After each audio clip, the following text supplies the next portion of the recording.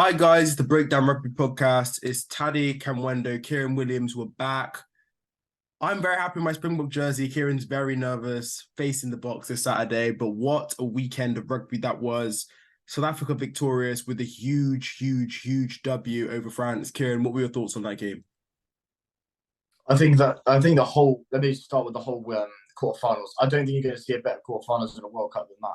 Two Mhm. enormous games followed by two pretty bang average games. But the South Africa game, let's start with that. I mean, wow. I think that is going to go down in the history books as one of those physical encounters, like tit for tat kind of rugby. And I'm happy South Africa got through. I really am because it sets up for their big loss this Saturday. Yeah, 100%, man. I think looking at the South Africa game, just a little breakdown, breakdown because the breakdown Rugby podcast. But sorry, I shouldn't have joked. The start of the game, what made me really worried is we've seen typically in games when France get that early lead and they pile on the pressure. But this is why Manny Liok had to start because France got that early try. I think it was horrendous defending from us, but we just kept the game so tight in that first half. Like, do you think, Kieran, for you, the decision to start Manny Liok was the right decision? Yeah, Manny Liok starting was a perfect decision from Razzie and Nina Bar. I mean, he suited that game against a Jalibert who's not an out and out 10 like enter back again.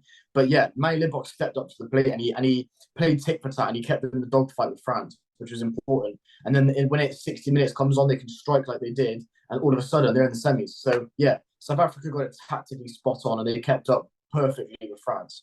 Yeah, 100%. I think going into that game, everybody's talking about this whole thing like 6-2-7-1, the 5-3 split for South Africa. Pollard coming off the bench with, I mean, Faf was a bit dodgy, I'll admit. I think for me, Quagga Smith was insane. He was phenomenal. And I know we already had some good forward performances in like Eben Etzebeth and Peter Steph Toy. But like the bomb squad for me, Kieran, I know you said the bomb squad was a myth, but are you like willing to admit now the bomb squad is dangerous and does have some danger? It is dangerous, but in this game that we saw, I think there wasn't an emphasis on bomb squad. Not once. I didn't hear it get mentioned. And that what that does for me was a massive emphasis on just attack. You saw South Africa go toe to toe with France, one of the best attacking teams, and compete with them. It wasn't about physically slowing down the game, getting the scrum penalties. It was just out and out Colby scoring, going to the other wing, Renza, sidestep, Willemse.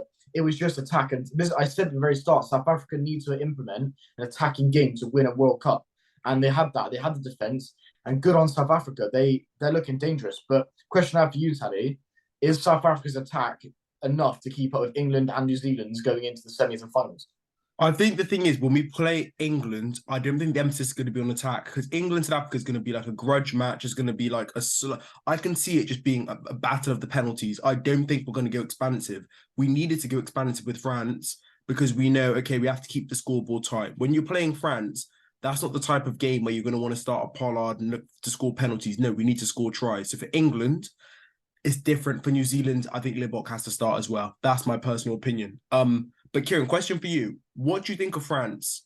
You know, we have people saying France win the next two World Cups on the trot. Do you think for you this France was a failure?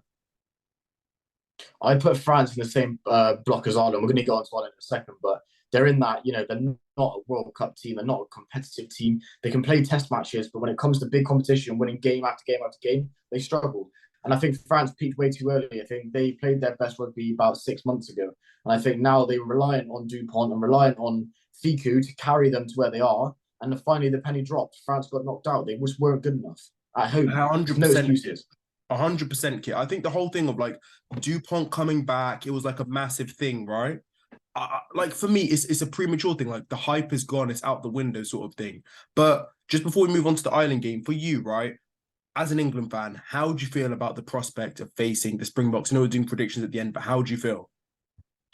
I think England will be licking their lips, to be honest. They're fresh coming out of the groups, fresh coming out of the quarters, no real injuries. They look like they're building nicely, and a team that's building is always going to compete. South Africa are probably quite bruised after quite tough encounters the last couple of weeks. I would be licking your lips if I was England. I would be saying we got these boys when they're down. Let's. I would be saying that England have got these boys when they're down because South Africa are on their knees. They're praying right now for to have England in the quarters. But I would say that England have got this.